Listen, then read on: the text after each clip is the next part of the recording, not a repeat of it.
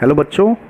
पिछले वीडियो में स्टूडेंट्स मैंने आपको बताया कि सीरीज आरएलसी रेजोनेंस सर्किट में वोल्टेज मैग्नीफाई होता है और उस that is known as voltage magnification and how to calculate voltage magnification. तो वो हम चर्चा करने जा रहे हैं कि कैसे वोल्टेज मैग्निफिकेशन को कैलकुलेट करेंगे। तो स्टूडेंट्स यहाँ पे देखिए, आपको पिछला वीडियो याद होगा कि वोल्टेज जो मैग्नीफाई हो रहा था तो उस मैग्नीफाइड वोल्टेज की वैल्यू इंडक्टर के क्रॉस आ रही थी और वो इंडक्टर के क्रॉस जो वोल्टेज था वो कैपेसिटर के क्रॉस वोल्टेज के इक्वल आ रहा था। भाई रेजोनेंस पे है तो दोनों की वैल्यू क्या होगी, वीएल और वीसी की वैल्यू सेम होगी, ये हम चर्चा कर चुके हैं। और ख़ास बात क्या होगी कि ये जो वोल्टेज की वैल्यू आएगी ये मैग्नीफाइड वैल्यू आएगी। मैग्नीफाइड वैल्यू का मतलब ये हुआ कि जो हम सप्लाई वोल्टेज देंगे, सप्लाई वोल्टेज का जो मैग्नीट्यूड होगा उससे कहीं ज़्यादा वैल्यू वीएल की होगी या वीसी की होगी। That is known as voltage magnification. And how to calculate voltage magnification, कैसे हम वोल्टेज मैग्निफिकेशन को कैलकुलेट करेंगे। तो स्टूडेंट्स देखिए, जो मैग्नीफाइड वोल्टेज मिला वो इंडक्टर के क्रॉस मिला और कितने में मैग्नीफाइड हुआ तो टोटल वोल्टेज में हुआ। It means the ratio of VL to V is known as voltage magnification. तो यहाँ पे देखिए, मैंने पहले से ही लिख रखा है कि voltage magnification equal to magnified voltage divided by total voltage. कितना मैग्नीफाइड होके मिला और कितने में मिला, तो वी एल बाई वी, या वी एल की जगह आप वी सी भी लिख सकते हो, तो वी सी बाई वी। अब स्टूडेंट्स देखिए, इसको थोड़ा सा और आगे कंटिन्यू करते हैं। वी एल की वैल्यू क्या होगी, आई इंटू एक्सएल, और ये जो टोटल वोल्टेज है उसकी वैल्यू क्या होगी, I into total impedance means Z. अब देखिए दोनों में आई आई है तो आई और आई कैंसिल आउट हो जाएगा। ऐसे यहाँ पे आई इंटू एक्स सी और वी की वैल्यू आई इंटू जेड, तो आई कैंसिल हो गया। अब एक्सएल इक्वल टू क्या होगा students, omega R into L. वही एक्सएल का फार्मूला ओमेगा इंटू एल होता है ना, और मैंने यहाँ पे ओमेगा आर लिखा क्यों, क्योंकि यहाँ जो सर्किट है वो रेजोनेंस कंडीशन में है, तो जो फ्रीक्वेंसी उसके करेस्पॉन्डिंग होगी वो रेजोनेंट फ्रीक्वेंसी होगी। ऐसे ही इसमें भी रख दिया मैंने 1/ओमेगा सी। और इम्पीडेंस जो है रेजोनेंस पे कितना हो जाता है, भाई रेजोनेंस कंडीशन पे इम्पीडेंस की वैल्यू आर हो जाती है। आपको याद होगा सीरीज आरएलसी रेजोनेंस सर्किट में क्या क्या फेनामेना होते हैं और जेड और करंट की वैल्यू कितनी हो जाती है। तो यहाँ देखिए, मैंने जेड की जगह आर रख दिया, यहाँ भी जेड की जगह मैंने आर रख दिया। अब इस ओमेगा आर की वैल्यू आप पुट करोगे, और मैं ऑलरेडी आपको बता चुका हूँ कि ओमेगा आर की वैल्यू 1/√LC हो चुकी है, ये हम कैलकुलेट कर चुके हैं। अब ये मैंने रखा 1/√LC, तो यहाँ देखिए, और L/R इधर हो जाएगा, और √L से L कैंसिल होगा तो यहाँ पे एक √L आएगा, तो ये पूरा एक्सप्रेशन क्या आ जाएगा, √L/C इंटू 1/R। तो मैंने 1/R को पहले लिख लिया और ये अंदर हो गया √L/C। यहाँ भी आप ये वैल्यू आप पुट करोगे 1/√LC तो एग्जैक्ट यही वैल्यू आएगी, आप करके देख लेना। तो इस वोल्टेज मैग्निफिकेशन की वैल्यू क्या आ गई स्टूडेंट्स, 1/R √L/C। अब इस वोल्टेज मैग्निफिकेशन को एक और नाम से हम जानते हैं, उसको हम बोलते हैं क्वालिटी फैक्टर। क्या बोलते हैं हम, क्वालिटी फैक्टर। कई बार एग्जाम में इसका एक्सप्रेशन डिराइव करने के लिए आया है, तो इसको आप ध्यान से सुनिएगा। तो voltage magnification is also known as quality factor. तो यहाँ देखिए, मैंने क्वालिटी फैक्टर या क्यू फैक्टर आप बोल सकते हो, तो यहाँ पे वोल्टेज मैग्निफिकेशन की जगह मैंने क्यू लिख दिया और 1/R√LC means series RLC circuit का जो क्यू फैक्टर होगा, क्वालिटी फैक्टर होगा, उसकी वैल्यू होगी 1/R√L/C। अब इस क्वालिटी फैक्टर को एक और व्यू से देखते हैं, इस क्वालिटी फैक्टर का एक और एक्सप्रेशन हम फाइंड आउट करते हैं। तो यहाँ से देखिए स्टूडेंट्स, यहाँ जो एक्सप्रेशन आया था वोल्टेज मैग्निफिकेशन या क्वालिटी फैक्टर का, वो क्या आया था, ओमेगा आर L/R। तो यहाँ देखिए, इसको मैंने यहाँ किनारे कर लिया, Q is equal to omega R L/R। अब इस L को मैंने नीचे कर दिया, भाई L को आप कर सकते हो ना नीचे। अब याद कीजिए, ये R/L कुछ जाना पहचाना सा लग रहा है, याद आया आपको, ये बैंडविड्थ है। सीरीज आरएलसी सर्किट का क्या है, बैंडविड्थ है। तो इसकी जगह मैंने बैंडविड्थ लिख दिया, जिसको हम डेल्टा ओमेगा से रिप्रेजेंट कर रहे थे। तो यहाँ देखिए स्टूडेंट्स, एक और एक्सप्रेशन आ गया क्वालिटी फैक्टर का, resonance frequency divided by bandwidth means quality factor is defined as resonance frequency to bandwidth. अब इससे आपको क्या क्या इन्फॉर्मेशन मिल रही है कि भाई बैंडविड्थ अगर कम होगा तो क्वालिटी फैक्टर ज़्यादा होगा, भाई इनवर्स रिलेशन है ना, देखिए। और अगर बैंडविड्थ कम होगा, सॉरी बैंडविड्थ ज़्यादा होगा तो क्वालिटी फैक्टर क्या होगा, कम होगा। तो स्टूडेंट्स इसके नाम में क्वालिटी है, क्वालिटी मतलब कुछ क्वालिटी नाम रखने का इसके पीछे कोई रीज़न होगा, कोई कारण होगा। तो स्टूडेंट्स उसी कारण को मैं बता रहा हूँ कि क्यों इसका नाम क्वालिटी फैक्टर पड़ा, और कुछ क्वालिटी से रिलेटेड कोई चीज़ ये हमें बता रहा है, इसीलिए इसका नाम क्वालिटी फैक्टर पड़ा। तो उसको मैं बताने जा रहा हूँ कि क्यों इसको क्वालिटी फैक्टर बोलते हैं। तो यहाँ देखिए स्टूडेंट्स, मैंने दो डिफरेंट आरएलसी सर्किट के लिए ग्राफ प्लॉट किए हैं, और ये ग्राफ क्या है, रेजोनेंस कर्व है। इस ग्राफ को हम किस नाम से जानते हैं, रेजोनेंस कर्व से। देखिए आई वर्सेस ओमेगा का है। तो एक मैंने आरएलसी सर्किट लिया जिसका रेजोनेंस कर्व ऐसे आया, दूसरा मैंने आरएलसी सर्किट लिया उसका रेजोनेंस कर्व ऐसे आया। अब इन दोनों कर्व की खास बात क्या है स्टूडेंट्स, सबसे पहले तो खास बात ये देखिए कि दोनों आरएलसी सर्किट के लिए या दोनों रेजोनेंस कर्व के लिए रेजोनेंस फ्रीक्वेंसी की वैल्यू क्या है, सेम है। देखिए दोनों की रेजोनेंस फ्रीक्वेंसी क्या है, सेम है। मींस दोनों RLC circuit same resonance frequency पे रेजोनेट हो रहा है।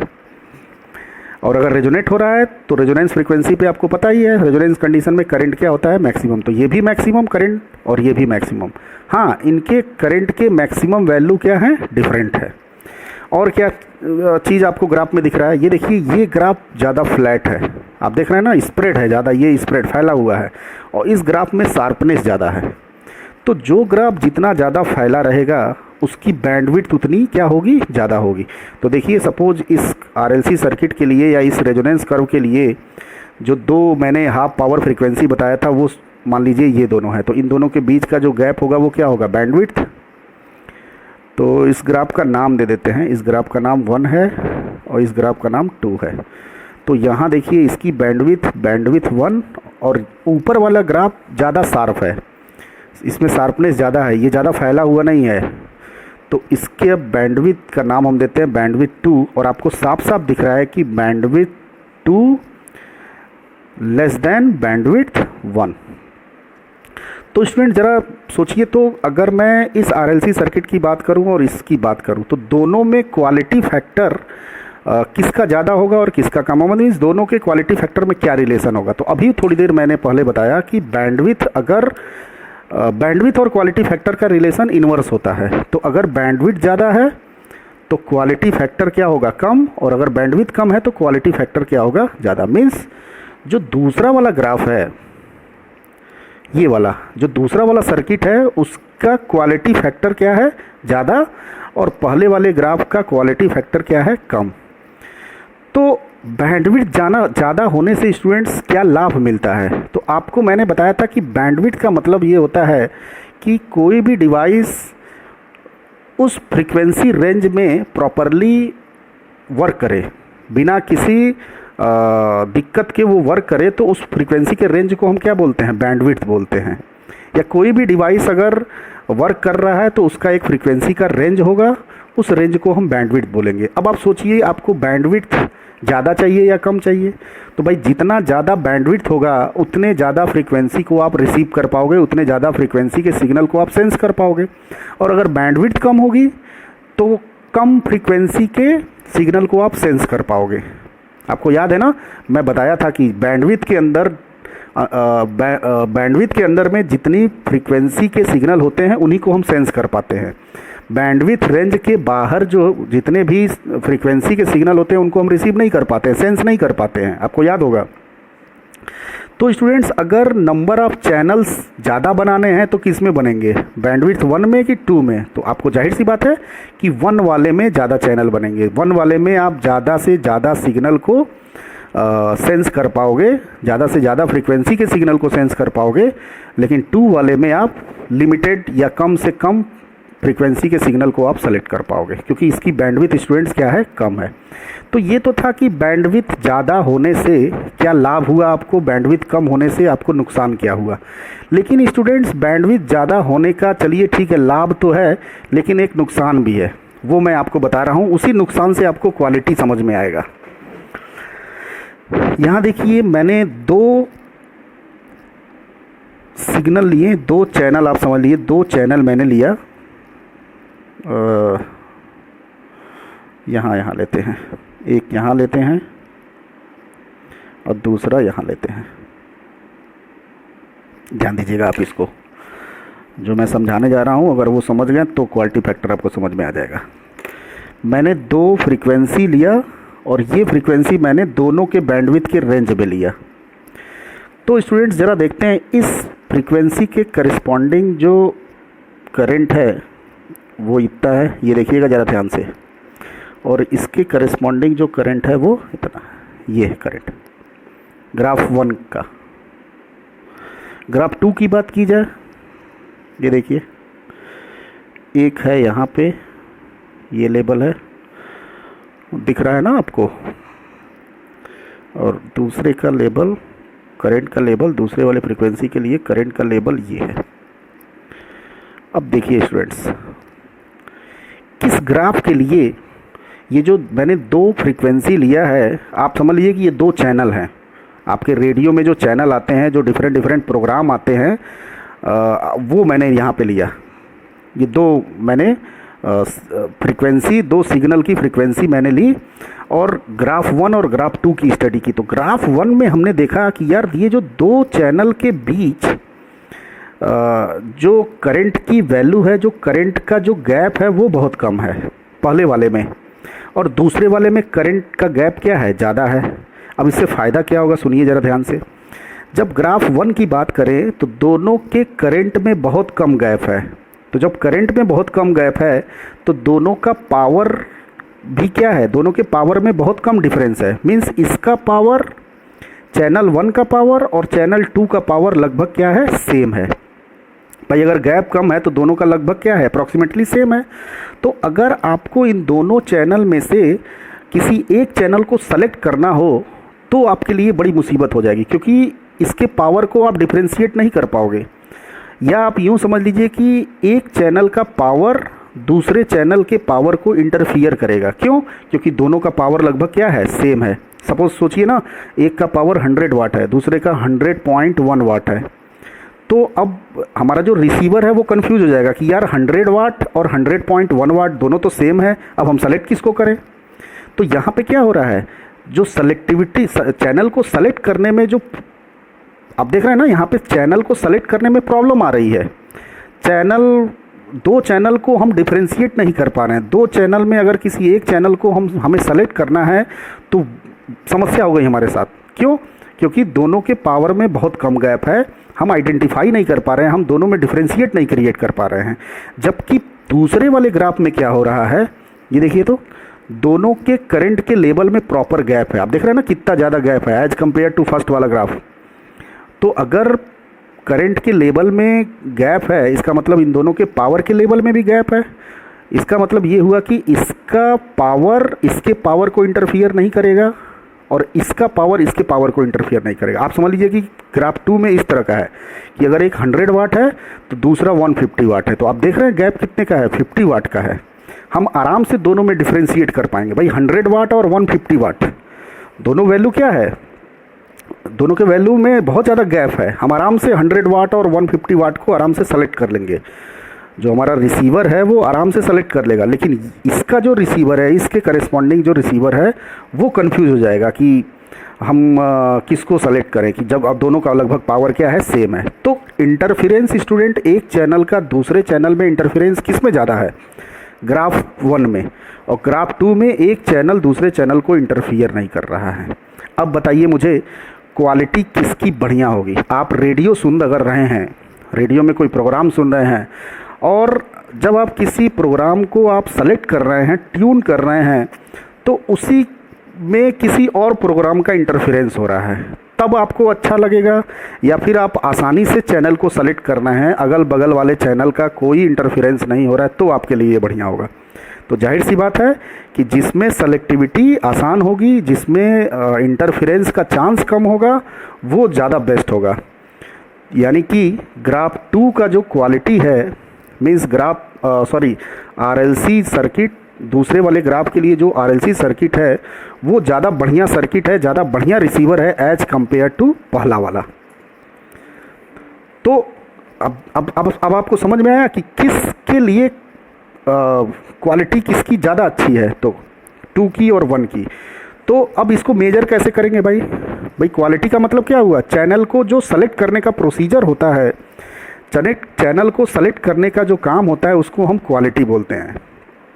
अब जितना ज़्यादा सेलेक्टिविटी होगी, जितनी बेस्ट सेलेक्टिविटी होगी, बेस्ट का मतलब जितनी आसानी से हम सिलेक्शन कर पाएंगे चैनल को, उसकी क्वालिटी अच्छी, और जितनी मुश्किल से हम चैनल को सेलेक्ट कर पाएंगे उसकी क्वालिटी ख़राब होगी। तो अब आप स्टूडेंट बताइए किसकी क्वालिटी ख़राब होगी? तो जाहिर सी बात है कि क्वालिटी 1 की जो है, जो 1 के करस्पॉन्डिंग क्वालिटी है वो ज़्यादा ख़राब होगी, और 2 के करस्पॉन्डिंग जो क्वालिटी है वो ज़्यादा बेस्ट होगी एज कम्पेयर टू 1। तो आई होप दैट स्टूडेंट्स आपको क्वालिटी समझ में आ गया होगा। तो जिसका बैंडविड्थ ज़्यादा उसकी क्वालिटी ख़राब, क्योंकि उसका ग्राफ ज़्यादा फैला हुआ है, चैनल को सेलेक्ट करने में प्रॉब्लम होगी, क्वालिटी ख़राब होगी। और जिसके ग्राफ में ज़्यादा शार्पनेस है उसकी बैंडविड्थ कम होगी, बट एक फ़ायदा होगा कि एक चैनल को सेलेक्ट करने में हमारे लिए सुविधा होगी, इंटरफेरेंस कम होगा, क्वालिटी क्या होगी उसकी अच्छी होगी। तो दोनों चीज़ के एडवांटेज और डिसएडवांटेज है। बैंडविड्थ ज़्यादा होने के एडवांटेज है, नंबर ऑफ चैनल्स आप ज़्यादा बना पा रहे हो, बट क्वालिटी ख़राब हो जा रही है। और इसका उल्टा भी सही है कि भाई बैंडविड्थ अगर कम है तो नंबर ऑफ चैनल हम कम बना पा रहे हैं, लेकिन क्वालिटी हमारी इम्प्रूव हो जा रही है। तो आई होप दैट स्टूडेंट्स आपको समझ में आ गया होगा कि एक्चुअली में ये क्वालिटी क्या है। क्वालिटी की बात हम कर रहे हैं तो किस सेंस में हम क्वालिटी की बात कर रहे हैं ये आपको समझ में आएगा। और इसका मेजरमेंट, ये जो क्वालिटी मैं बार बार बोल रहा हूँ, सेलेक्टिविटी मैं बार बार बोल रहा हूँ, इसको एक पैरामीटर से हम मेजर करेंगे। That parameter is known as quality factor, और वो क्वालिटी फैक्टर मैं आपको ऑलरेडी बता चुका हूँ यहाँ पे। तो देखिए स्टूडेंट्स, ये तो सब बेसिक बातें थी। ऐसा होता नहीं है प्रैक्टिकली। रेडियो और जो मैं टेलीविज़न का एग्जांपल लेता हूँ, थोड़ी सी चीज़ें और मॉडिफाइड होती हैं, लेकिन हाँ ये बेसिक है। यहाँ से हमें आइडिया लग जाता है कि चीज़ें ऐसे होती हैं। तो आई होप दैट स्टूडेंट्स आपको क्वालिटी फैक्टर समझ में आ गया होगा। यहाँ एक चीज़ मैं और बताना चाहूँगा, भाई दोनों का रेजोनेंस फ्रीक्वेंसी सेम है। मान लीजिए इसके करस्पॉन्डिंग जो रेजिस्टेंस है वो R1 है और इसके करस्पॉन्डिंग जो रेजिस्टेंस है R2 है। तो अब क्वेश्चन ये पूछता है कि R1 और R2 में क्या रिलेशन है। तो यहाँ देखिए स्टूडेंट्स, अभी आपने बताया कि सर 2 वाले का क्वालिटी ज़्यादा अच्छा है, पहले वाले की क्वालिटी ज़्यादा ख़राब है। तो अगर क्वालिटी ख़राब है तो यहाँ पे देखिए, तो क्वालिटी का एक्सप्रेशन क्या आया था, 1/R। तो क्वालिटी अगर अच्छी है तो रेजिस्टेंस क्या है, ज़्यादा है। और क्वालिटी अगर ख़राब है, भाई Q अगर कम है तो रेजिस्टेंस ज़्यादा है, और Q अगर ज़्यादा है तो रेजिस्टेंस कम है। तो किसका Q ज़्यादा अच्छा है? इस वाले का। इसका Q ज़्यादा अच्छा है तो इसके करेस्पॉन्डिंग रेजिस्टेंस क्या होगा, कम होगा। इसका क्वालिटी कम है, तो क्वालिटी अगर कम है तो इसके करेस्पॉन्डिंग रेजिस्टेंस की वैल्यू क्या होगी, ज़्यादा होगी। Means answer R1 greater than R2। अगर आप क्वालिटी से नहीं आइडेंटिफाई करना चाह रहे हो तो आप बैंडविड्थ से कर लो। देखो बैंडविड्थ क्या होता था, बैंडविड्थ इक्वल टू R/L। तो देखो इसका बैंडविड्थ क्या है, ज़्यादा है, तो इसके R की वैल्यू ज़्यादा होगी। भाई बैंडविड्थ ज़्यादा, इसका मतलब R ज़्यादा है। तो इसका अगर बैंडविड्थ ज़्यादा है तो R1 क्या होगा, एज कम्पेयर टू R2 ज़्यादा होगा। तो R1 ग्रेटर देन R2 कर दो, या Imax से कर लो। भाई यहाँ Imax क्या होता था, याद है ना, रेजोनेंस पे Imax की वैल्यू V/R होती थी। अब देख इसका Imax जो है वो ज़्यादा है, तो अगर Imax ज़्यादा होगा तो R की वैल्यू क्या होगी, कम होगी। मतलब R2 कम होगा और R1 क्या होगा, ज़्यादा होगा। तो 3 तरीके से आप बता सकते हो कि R1 R2 में क्या रिलेशन होगा। तो आई होप दैट स्टूडेंट्स ये चीज़ें आपको समझ में आ गई होंगी। और एग्ज़ाम में अगर आपको क्वालिटी फैक्टर का डेरिवेशन पूछ रहा है, कि एग्ज़ाम में आता है क्वेश्चन कि डिराइव्ड क्वालिटी फैक्टर, तो मैं एक वीडियो बनाऊंगा, उसमें आपको बताऊंगा रेजोनेंस का किस किस टाइप का क्वेश्चन पूछता है और कैसे कैसे आपको सॉल्व करना है। तो बहुत बहुत धन्यवाद आपका students, thank you very much.